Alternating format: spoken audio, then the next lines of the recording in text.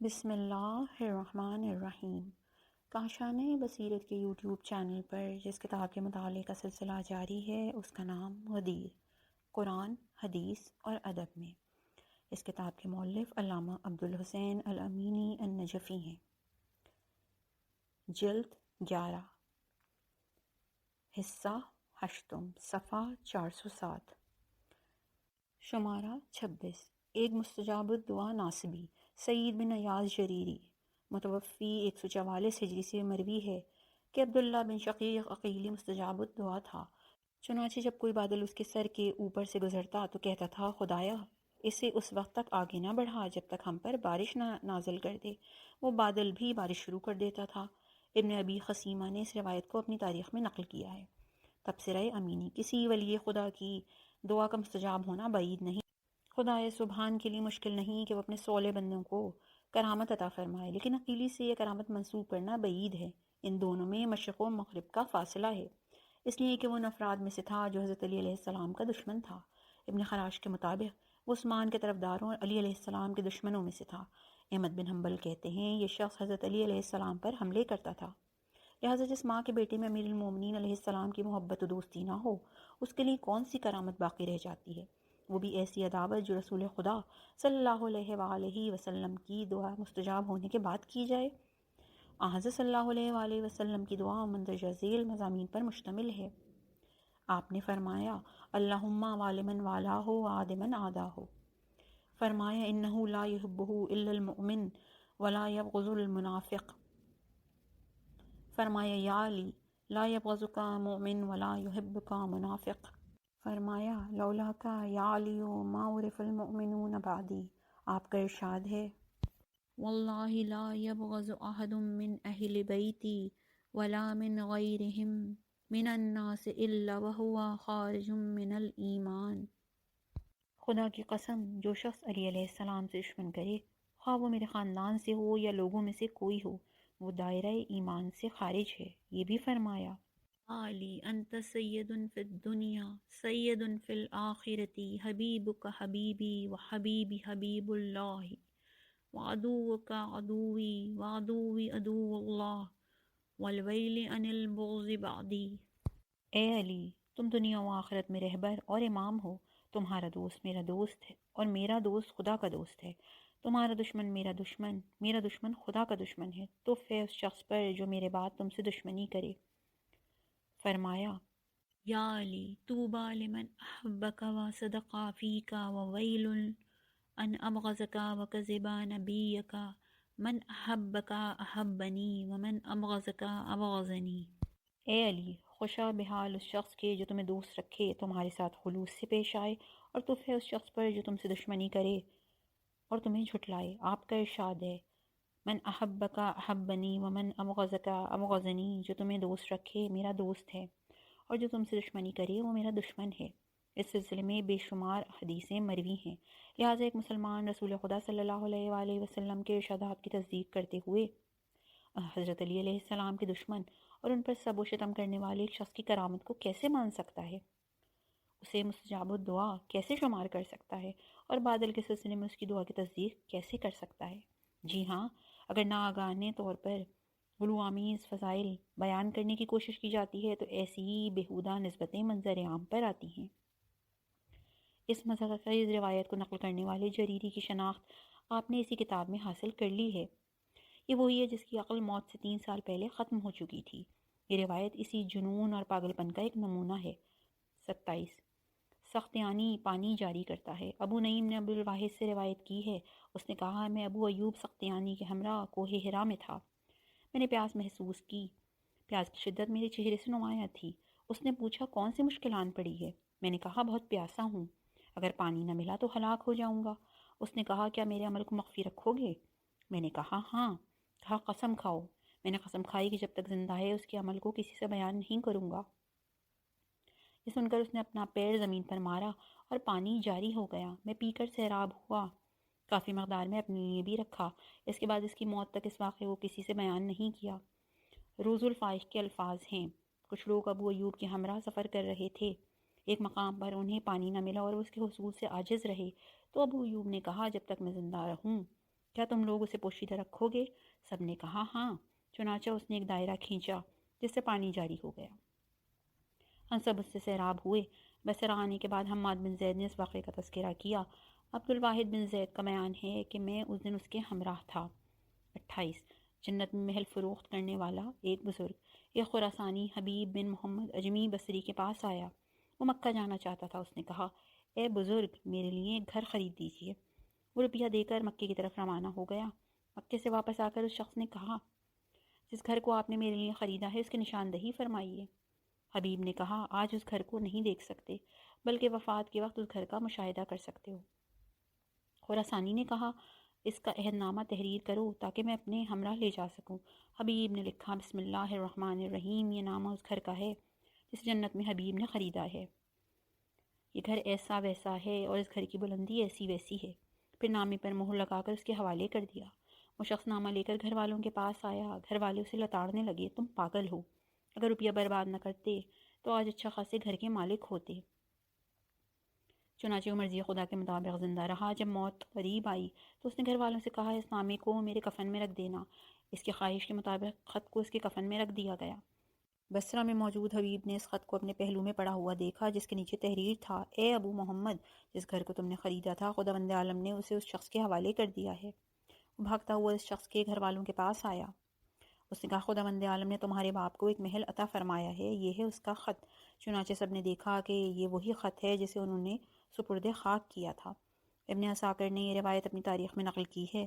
کتاب کا مصحح اس سلسلے میں لکھتا ہے مؤلف نے اس واقعے کو مختصر و مفصل دونوں طریقے سے نقل کیا ہے، لیکن دونوں کا مضمون ایک ہے۔ یہ واقعہ حبیب سے تعلق رکھتا ہے۔ امید ہے کہ لوگ اس پر الزام تراشی نہیں کریں گے اور اس واقعے کو لوگوں کے اموال ہڑپ کرنے کا ذریعہ قرار نہ دیں گے۔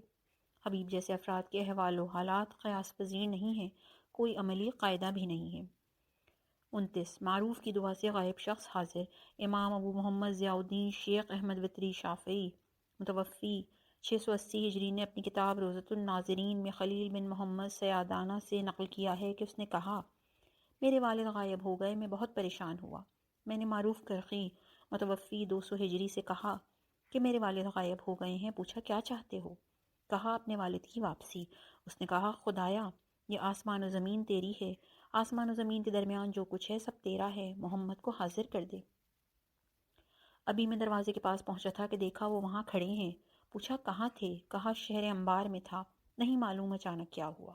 ان نقل کے ماروں پر حیرت ہوتی ہے کہ وہ ہر معروف و منکر کے لیے ایسی کرامتوں کو مان لیتے ہیں، لیکن امیر المومنین علیہ السلام کے لیے بات نہیں مانتے کہ آپ جناب سلمان کو غسل دینے کے لیے مدینے سے مدائن تشریف لائے۔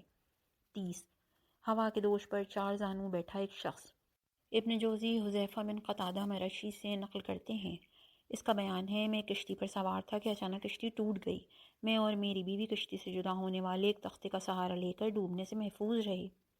7 دنوں تک اس تختے پر پڑے رہے۔ میری بیوی نے کہا میں پیاسی ہوں۔ میں نے خدا سے دعا کی کہ ہمیں سیراب کرے۔ اچانک آسمان سے ایک زنجیر آئی جس کے اوپر پانی سے بھرا ہوا ایک کوزہ موجود تھا۔ پانی پینے کے بعد میں نے اپنا سر بلند کیا تاکہ اس زنجیر کو دیکھ سکوں۔ دیکھا کہ ایک شخص دوش ہوا پر 4 زانو بیٹھا ہوا ہے۔ میں نے پوچھا تم کون ہو؟ کہا میں انسان ہوں۔ پوچھا تم اس مقام و مرتبے تک کیسے پہنچے؟ کہا میں نے خدا کی خواہش کو اپنے نفس پر ترجیح دی، اس لیے تم ایسا دیکھ رہے ہو۔ حیرت انگیز بات تو یہ ہے کہ لوگ ان کرامتوں کو قبول کر لیتے ہیں، لیکن مولانا امیر المومنین علیہ السلام کی حدیث بساط ان پر بار محسوس ہوتی ہے۔ 31 ایک جن نے خزائی سے گفتگو کی۔ ابن جوزی نے احمد بن نصر خزائی سے نقل کیا ہے، میں نے ایک پاگل کو دیکھا کہ بے سد پڑا ہوا ہے۔ میں نے اس کے کان میں کچھ کہا۔ اس کے کان کے ذریعے ایک جن نے مجھ سے گفتگو کی۔ کہا اے ابو عبداللہ، تمہیں خدا کا واسطہ مجھے نجات دو تاکہ اس کا کام تمام کروں، اس لیے کہ اس کا عقیدہ ہے کہ قرآن مخلوق ہے۔ کتنی لطافت و باریکی سے باطل کی ترویج کی جا رہی ہے۔ خدا اس جن کو برکت دے جس کا علم اس مرتبے پر فائز تھا کہ اس نے قرآن کے غیر مخلوق ہونے کو قبول کر لیا۔ ہم اس بیہودہ عقیدے کے بطلان پر خدا کے شکر گزار ہیں۔ آج تک کوئی ایسا نہیں ملا جو اس عقیدے کو قبول کرے۔ 32 احمد خزائی کا سر بولتا ہوا۔ خطیب و ابن جوزی ابراہیم بن اسماعیل بن خلف سے روایت کرتے ہیں، اس کا بیان ہے کہ احمد بن نصر حلنی جب قتل کیا گیا اور اسے دار پر لٹکایا گیا تو لوگوں نے مجھ سے بیان کیا کہ اس کا سر قرآن کی تلاوت کر رہا تھا۔ میں اس کے نزدیک گیا، مامورین اس کا محاصرہ کیے ہوئے تھے۔ جب کچھ غور کیا تو معلوم ہوا کہ احمد کا سر اس آیت کی تلاوت کر رہا تھا۔ بسم اللہ الرحمن الرحیم الف لام میم احسب الناس ان یترکوا ان یقولوا آمنا وهم لا یفتنون۔ الف لام میم، کیا لوگوں نے خیال کر رکھا ہے کہ وہ صرف اس بات پر چھوڑ دیے جائیں گے کہ وہ یہ کہہ دیں کہ ہم ایمان لے آئے ہیں اور ان کا امتحان نہیں ہوگا؟ سورہ عنکبوت آیت 1-2۔ احمد بن کامل قاضی سے مروی ہے، احمد کو پھانسی دینے کے بعد اس کے سر کو پل پر لٹکا دیا گیا۔ جو افراد اس کی حفاظت اور دیکھ بھال کر رہے تھے ان میں سے ایک نے روایت کی ہے کہ راتوں میں اس کا سر قبلہ رخ ہو کر روانی کے ساتھ سورہ یاسین کی تلاوت کرتا تھا۔ اس واقعے کے راوی کو طلب کیا گیا لیکن وہ خوفزدہ ہو کر بھاگ نکلا۔ خلف بن صالح سے مروی ہے، جب احمد بن نصر مارا گیا تو لوگوں نے خلف سے کہا، تم نے کچھ سنا کہ لوگ اس کے بارے میں کیا کہہ رہے ہیں؟ میں نے پوچھا، کیا کہہ رہے ہیں؟ کہا کہتے ہیں کہ احمد بن نصر کا سر قرآن کی تلاوت کر رہا ہے۔ اس نے کہا، یحییٰ بن زکریا کا سر بھی تلاوت قرآن کر رہا تھا۔ خطیب ابن جوزی کو اس مسخہ خیز روایت کی نقل پر ملامت و سرزنش نہیں کرنی چاہیے، اس لیے کہ میری نظر میں وہ اسے قبول نہیں کریں گے۔ راویوں نے یہ روایت اس لیے گڑھی ہے تاکہ حضرت امام حسین علیہ السلام کے سر کے واقعہ تلاوت کو لوگوں کے ذہن سے ختم کریں، جو شورۂ آفاق ہے اور تواتر کے ذریعے ثابت ہے، اور اس طرح امام حسین علیہ السلام کی عظمت و منزلت کو گھٹا سکے۔ 33۔ ابو حنیفہ کے وجود پر پیغمبر اکرم صلی اللہ علیہ وآلہ وسلم کا افتخار۔ رسول خدا صلی اللہ علیہ وآلہ وسلم سے مروی ہے کہ آپ نے فرمایا، دوسرے انبیاء مجھ پر فخر کرتے ہیں اور میں ابو حنیفہ پر افتخار کرتا ہوں۔ وہ خدا کے نزدیک متقی، علم و دانش کا ہمالیہ یا انبیاء بنی اسرائیل میں سے ایک نبی ہے۔ جو اس کا احترام کرے اس نے میرا احترام کیا، اور جو اس سے دشمنی کرے وہ میرا دشمن ہے۔ حضرت صلی اللہ علیہ وآلہ وسلم سے منقول ہے کہ آپ نے فرمایا، آدم میرے وجود پر افتخار کرتے ہیں اور میں اپنی امت میں نعمان نامی انسان کے وجود پر فخر و مباحات کرتا ہوں۔ میں نے اسے ابو حنیفہ کی کنیت سے سرفراز فرمایا ہے، وہ میری امت کا چراغ ہے۔ ان دونوں روایتوں کو ان کے غلو سمیت 5ویں جلد میں ابو حنیفہ کے فضائل میں ذکر کیا ہے۔ وہیں پر بیان کیا گیا کہ حنفیوں نے غلو کی انتہا کرتے ہوئے یہ بھی کہہ دیا کہ ابو حنیفہ قضاوت کے سلسلے میں رسول اسلام صلی اللہ علیہ وآلہ وسلم سے بھی بہتر و برتر ہے۔ حریف شروز الفائق میں لکھتے ہیں، ابو حنیفہ کے ورا کے لیے یہی کافی ہے کہ ان کے زمانے میں گوسفند کی چوری ہو گئی۔ اس کے بعد جب تک ابو حنیفہ زندہ رہے انہوں نے گوشت نہیں کھایا کہ کہیں یہ وہی گوسفند نہ ہو جسے چوری کیا گیا تھا۔ میری سمجھ میں نہیں آتا کہ ان میں سے کس خرافات پر ہنسوں۔ کیا رسول خدا صلی اللہ علیہ وآلہ وسلم کے افتخار کی وجہ سے اس شخص پر ہنسوں جس نے 2 مرتبہ کفر سے توبہ کیا؟ حالانکہ خود رسول خدا صلی اللہ علیہ وآلہ وسلم تمام عالمین کے لیے باعث افتخار تھے، اور ان کی امت میں امیر المومنین علیہ السلام جیسے انسان موجود تھے جو ہجرت کی رات اپنی جان قربان کر کے رسول صلی اللہ علیہ وآلہ وسلم کے بستر پر سوئے، تو خدا بند عالم نے ان پر مباحات کیا۔ یا آئیے اور اس بات پر ہنسیں کہ ابو حنیفہ قضاوت کے سلسلے میں رسول صلی اللہ علیہ وآلہ وسلم سے زیادہ عالم ہے۔ میں نہیں جانتا ابو حنیفہ نے یہ تمام علم اور فقہ کہاں سے حاصل کیا۔ کیا ان کا علم و فقہ وہ اسلامی فقہ تھا جو رسول خدا صلی اللہ علیہ وآلہ وسلم کے ذریعے ان تک پہنچا، یا انہوں نے اپنے فقہ کو غیر مسلمان اور کابل، بابل اور ترمز کے لوگوں سے حاصل کیا؟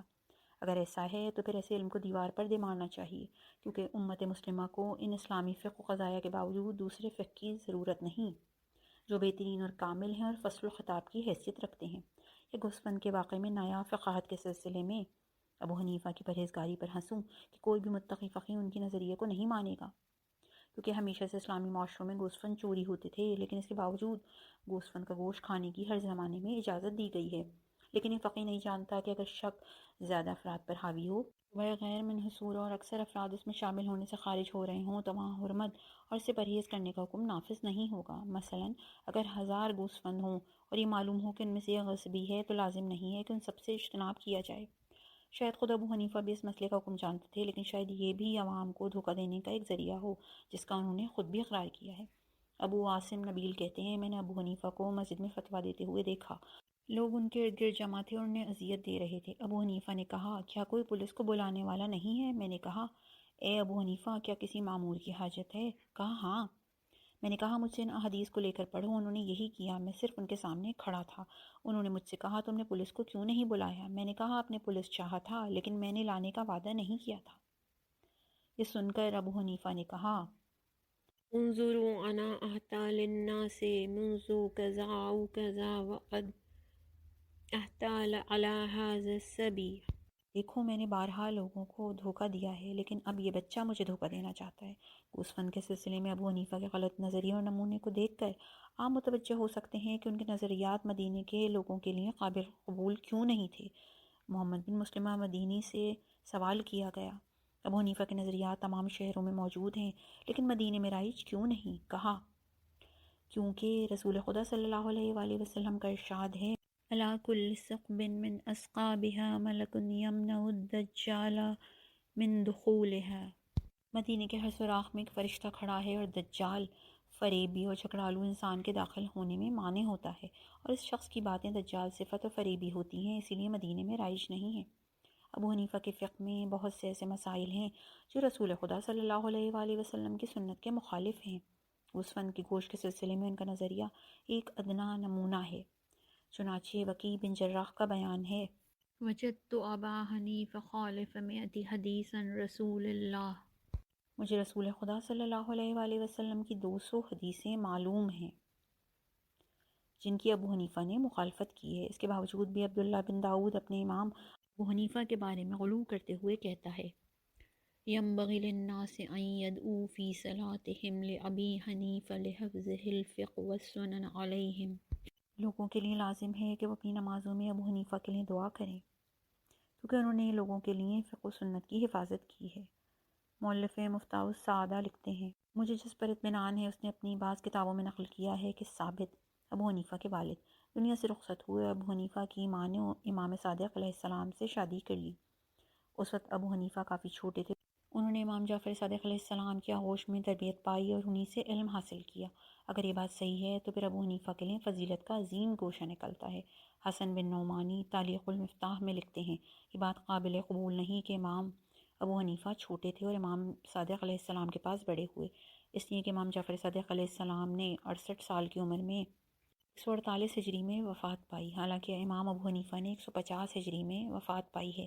اکثر مورخین کا کہنا ہے کہ ان کی پیدائش 80 ہجری میں ہوئی تھی، بنابراین دونوں کی ولادت کی تاریخ ایک ہی تھی اور ان کی وفات کی تاریخ میں 2 سال کا فاصلہ تھا۔ اس سے معلوم ہوتا ہے کہ دونوں ہم سن و سال تھے۔ امام ابو حنیفہ چھوٹے یا امام جعفر صادق علیہ السلام بڑے نہیں تھے۔ موفق بن احمد اور حافظ کردری کی تحریروں میں اور دوسرے وہ لوگ جنہوں نے دائرۃ المعارف میں ابو حنیفہ کی زندگی و مناقب کے سلسلے میں قلم فرسائی کی ہے، ان میں بہت سی خرافات اور جعلی واقعات ملاحظہ کیے جا سکتے ہیں جو لاف گزائی اور غلو بافی کے علاوہ خود عقل و منطق سے بھی میل نہیں کھاتے اور اسلام کو بدنام کرنے کا موجب بنتے ہیں۔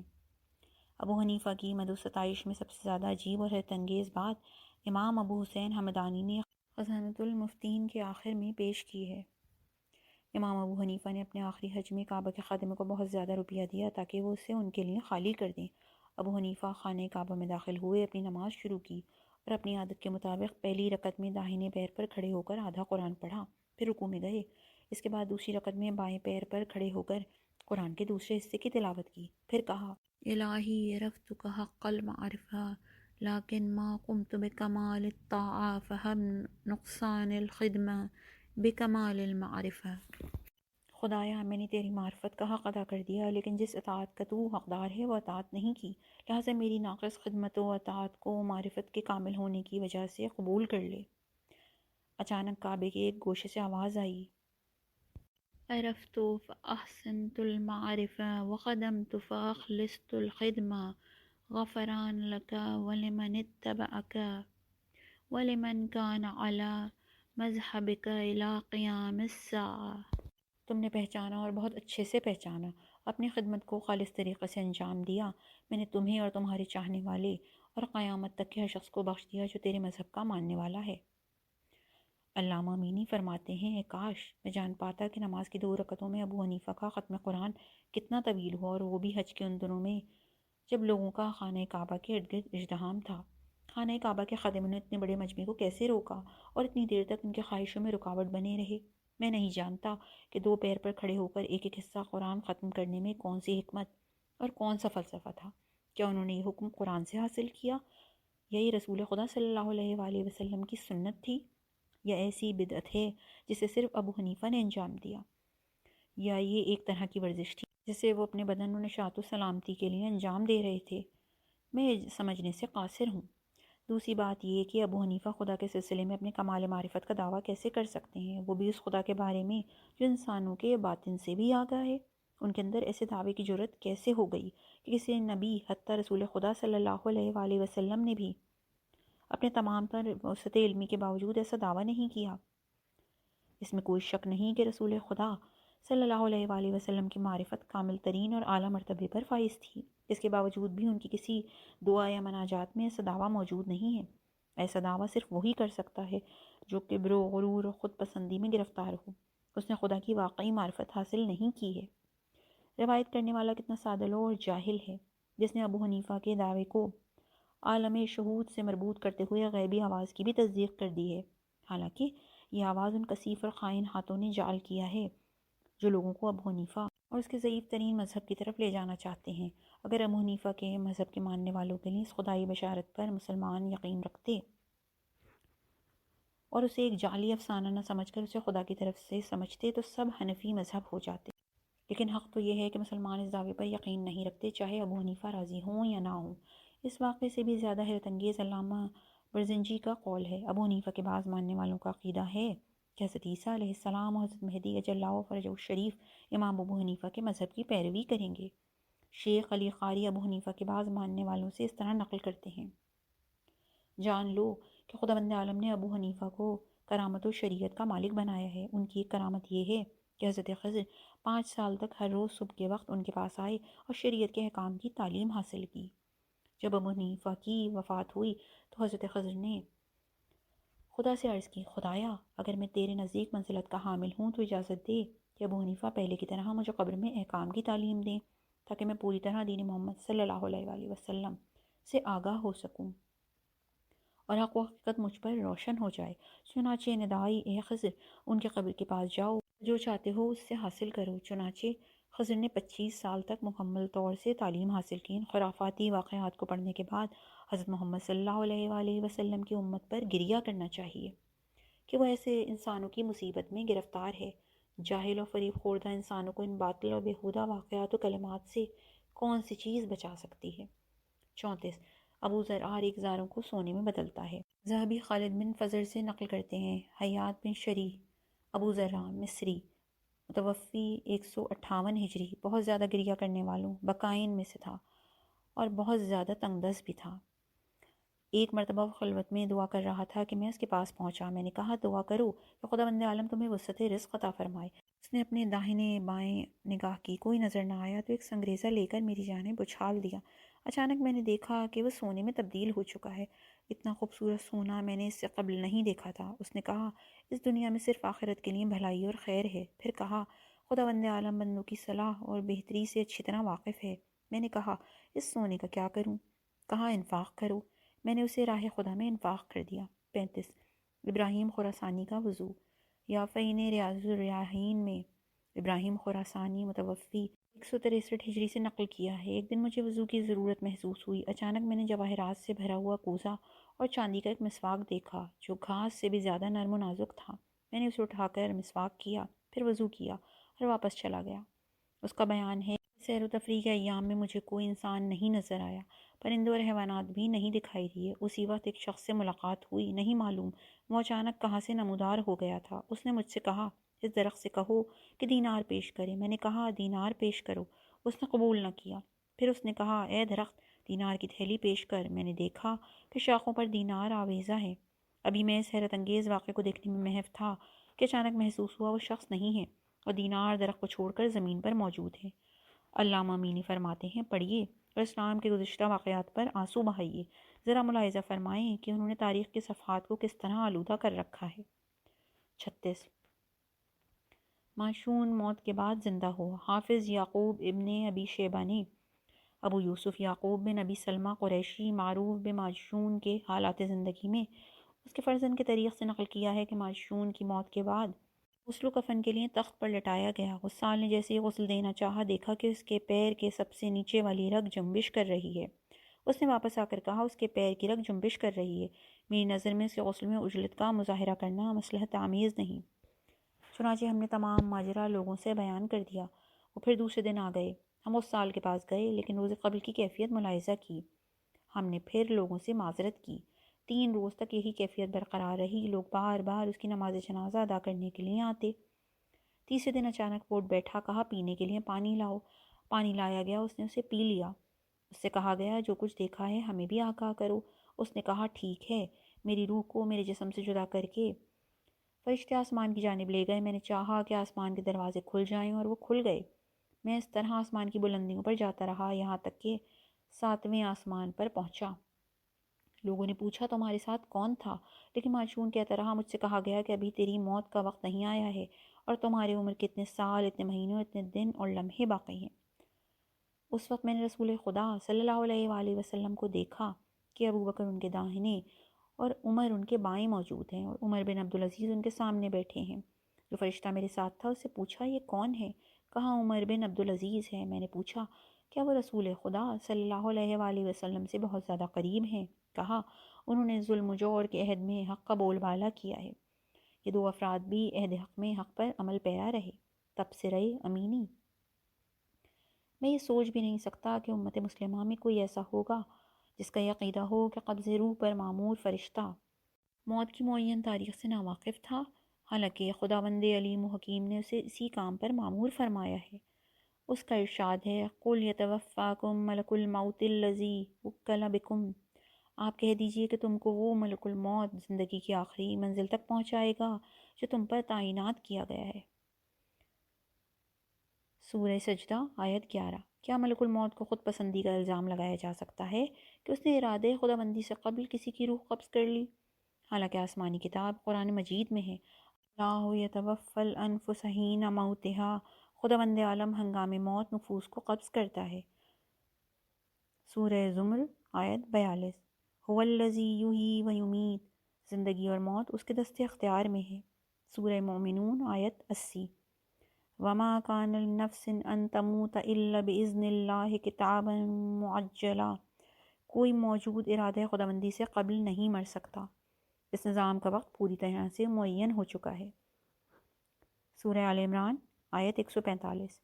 لا الہ الا ہوا یحیی و یمیت ربکم و رب آبائکم الاولین، خدائے واحد کے علاوہ کوئی خدا نہیں، وہی زندہ کرتا ہے اور موت دیتا ہے، وہ تمہارا اور تمہارے آباء و اجداد کا پروردگار ہے۔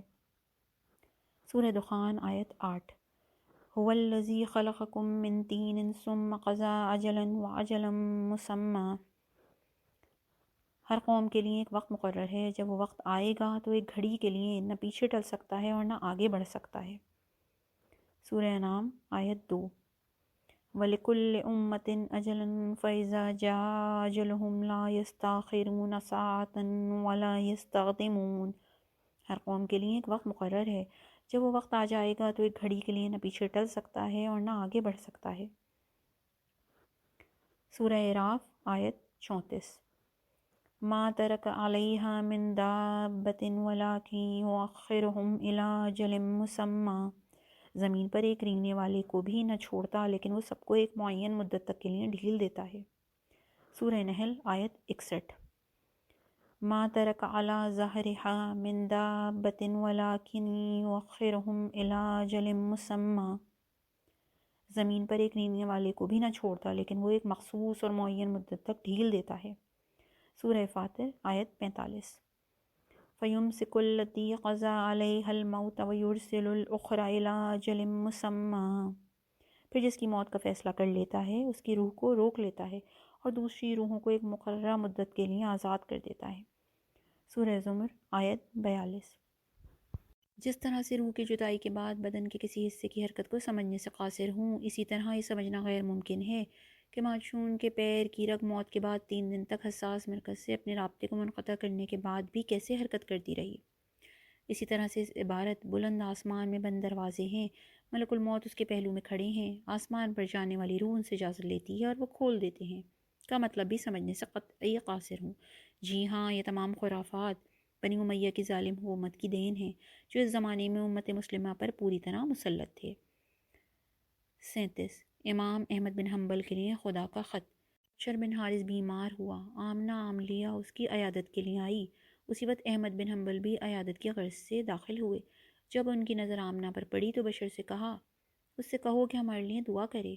بشر نے کہا خدا سے ہمارے لیے دعا کرو۔ اس نے اس طرح دعا کی، خدایا بشر بن حارث اور احمد بن حنبل آتش جہنم سے امان کے خواہش مند ہیں، انہیں عذاب سے نجات عطا کر، اے بہترین مغفرت کرنے والے۔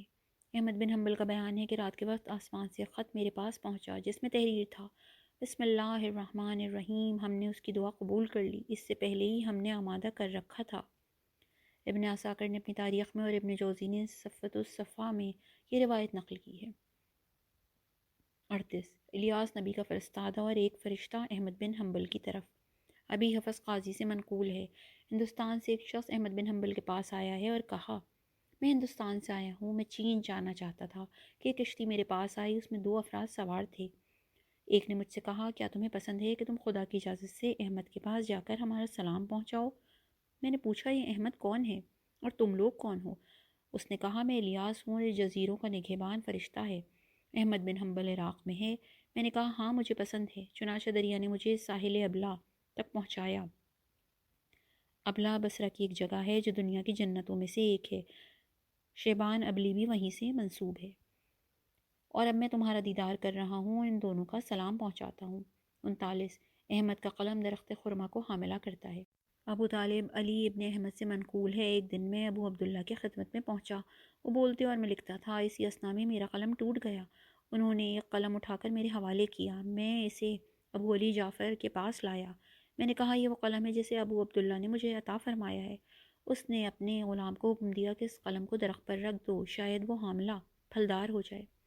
چنانچہ قلم اس پر رکھا گیا اور درخت حاملہ پھلدار ہو گیا۔ 40 احمد کی شلوار کا اظہار بند۔ احمد بن حنبل کو زدوکوب کرنے کے لیے باندھا گیا۔ اچانک اس کی شلوار کا اظہار بند ٹوٹ گیا۔ وہ خوفزدہ ہوئے کہ کہیں شلوار نیچے نہ گر جائے اور ان کی شرمگاہ نمایاں نہ ہو جائے۔ انہوں نے اپنے لبوں کو حرکت دے کر خدا سے دعا کی تو ان کی شلوار سابقہ حالت میں واپس آ گئی۔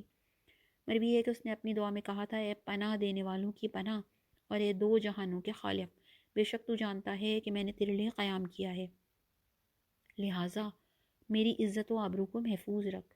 41 واقعہ آتش سوزی و غرق اور کرامت احمد۔ ابن جوزی نے فاطمہ بنت احمد سے نقل کیا ہے، اس کا بیان ہے کہ میرا بھائی صالح، جس نے جلد ہی قبیلہ عباسیہ میں شادی کی تھی اور اس نے تقریباً 4000 دینار بھیجا تھا، اس کے گھر میں آگ لگ گئی اور سارا مال و متاع آگ کی لپیٹ میں آ کر جل گیا۔ صالح کہتا ہے، میں مال و متاع کی بربادی پر غمگین نہیں ہوں، صرف اس لباس کے جلنے کا افسوس ہے جو میرے والد کی ملکیت تھی، وہ اس میں نماز پڑھتے تھے، میں اس میں نماز پڑھ کر برکت حاصل کرتا تھا۔ فاطمہ کا بیان ہے کہ فوراً ہی آگ خاموش ہو گئی۔ جب لوگ گھر میں داخل ہوئے تو دیکھا کہ وہ لباس محفوظ ہے اور اس کے اطراف کی تمام چیزیں جلی پڑی ہیں۔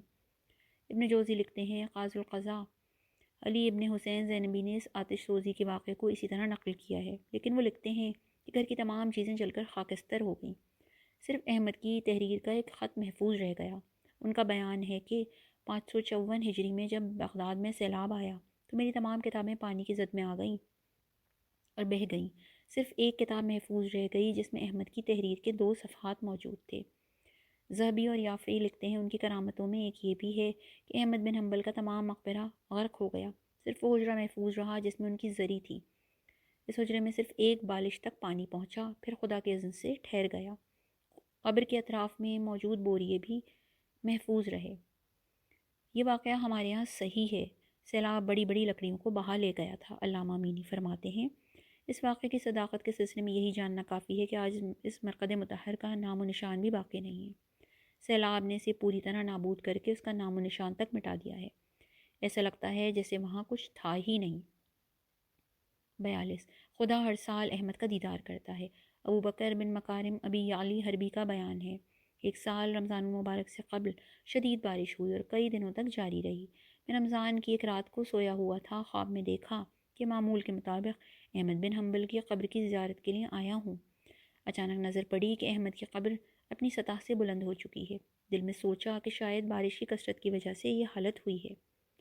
اسی وقت قبر سے آواز آئی، نہیں، بلکہ حق جل شانہ کی ہیبت کی وجہ سے یہ حالت ہوئی ہے، خداوند عالم میرے قبر کی زیارت کے لیے آیا ہے۔ میں نے اس سے ہر سال اپنی قبر کی زیارت کے بارے میں سوال کیا تو اس نے کہا، اے احمد، اس شرف کی علت یہ ہے کہ تم نے میرے کلام کی نصرت کی ہے، تمہاری وجہ سے آج میرا کلام محرابوں میں پڑھا جاتا ہے۔ میں نے نزدیک جا کر قبر کا بوسہ لیا، پھر کہا اے میرے آقا، صرف آپ ہی کے قبر کا بوسہ کیوں لیا جاتا ہے؟ کہا اے فرزند، یہ میری کرامت نہیں ہے بلکہ رسول خدا صلی اللہ علیہ وآلہ وسلم کی کرامت ہے، کیونکہ حضرت صلی اللہ علیہ وآلہ وسلم کے چند بال میرے پاس موجود ہیں۔ آگاہ ہو جاؤ کہ جو مجھ سے محبت کرتا ہے اسے چاہیے کہ ماہ مبارک میں میری زیارت کے لیے آئے۔ اس بات کی 2 مرتبہ تکرار کی۔ 5ویں جلد میں امام احمد بن حنبل کی زیارت کے غلو آمیز نمونے پیش کیے گئے ہیں، آپ ان کا مطالعہ کر سکتے ہیں۔ اگر یہ خواب حقیقت پر مبنی ہوتے تو کتنے اچھے ہوتے۔ 43 احمد اور منکر نکیر۔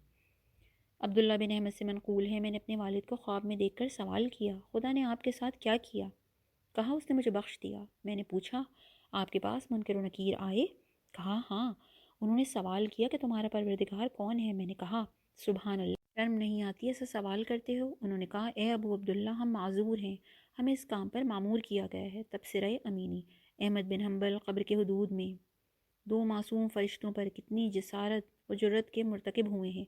وہ دنیا کے عمومی احترام و ناموس سے کتنے بے خبر تھے، قبر میں بھی سوالی بن بیٹھے، حالانکہ سب کچھ خداوند عالم کے حکم سے انجام دیا جاتا ہے۔ یہ روایت کس فضیلت کو ثابت کرنا چاہتی ہے؟ روایت میں ہے جب منکر و نکیر آئے تو عمر بن خطاب بہت خوفزدہ ہو گئے تھے، حالانکہ بقول اکرمہ یہی وہ عمر ہیں جنہوں نے جب حجام کو اپنے پاس بلایا اور اس کے پاس کھانسی تو اس کی ہیبت سے اس کی شلوار گیلی ہو گئی، چنانچہ عمر نے اس کے عوض 40 درہم عطا کیا۔